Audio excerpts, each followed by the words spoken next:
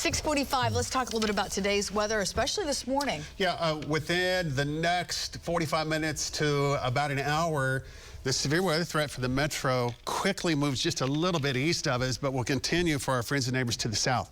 So the line of storm activity that we're tracking is not an all-day deal. It's not even an all-morning opportunity. I mean, it quickly moves eastward.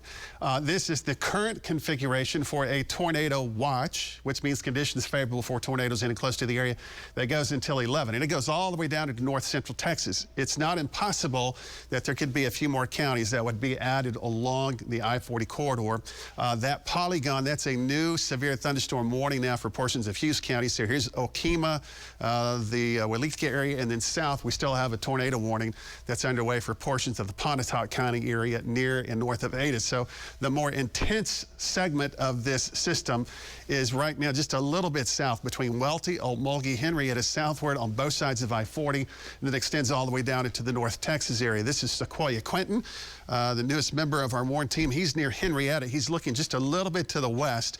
So those storms will be kicking out of Cromwell and Wetumpka in the Hughes County area, and we'll be tracking some of those there in the southern areas of the Old Mulgee County vicinity near Henrietta. Now to the north, we have strong storms that are located, and this is Brandon Wells. Let me point out where Brandon's located. He's here, and he's in a lot of rain right now, but from Pawhuska south to the western edge of Keystone, that's a strong line segment that's moving east-northeast at about 50 miles an hour.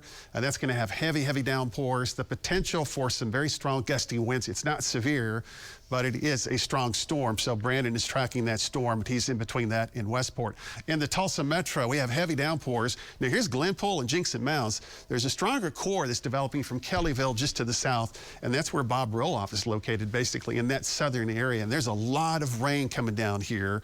It looks like he's on 75, so you got to slow down this morning. This is, again, not going to last long, but it will be problematic. If you're watching or listening, the far eastern areas, you're very quiet, very calm, but you'll have thunderstorms this morning before this system moves out.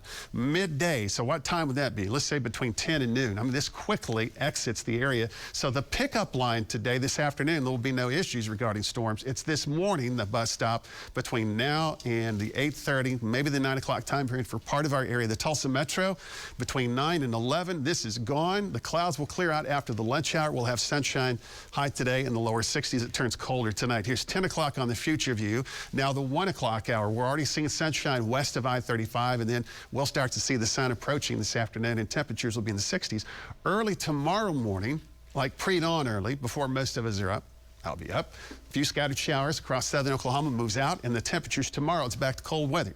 20s and 30s north and 30s and 40s south. We'll have more sunshine tomorrow, 2 days in a row, or at least a day and a half if you count the half of today, and we'll be in the 40s north and 50s south. The current temperature is in the 50s. We've got a strong south wind ahead of the system that moves through this morning, and then our next storm system kind of comes at us in pieces here. Monday and then into the middle part of next week. What is also coming at that time period is much colder weather. So this morning, at least for the next 90 minutes to maybe 2 hours, in and around the Tulsa metro, slightly east and especially south, you've got to watch for the potential for strong to severe storms. So watch the bus stop this morning. This afternoon it'll be much better. Colder weather Wednesday through Friday. Sunday, a south wind brings us up a little bit. And then Monday is a transitioning day. I think it gets colder through the day on Monday. That 44 could be midday and dropping into the 30s Monday afternoon, and then it stays cold for all of next week.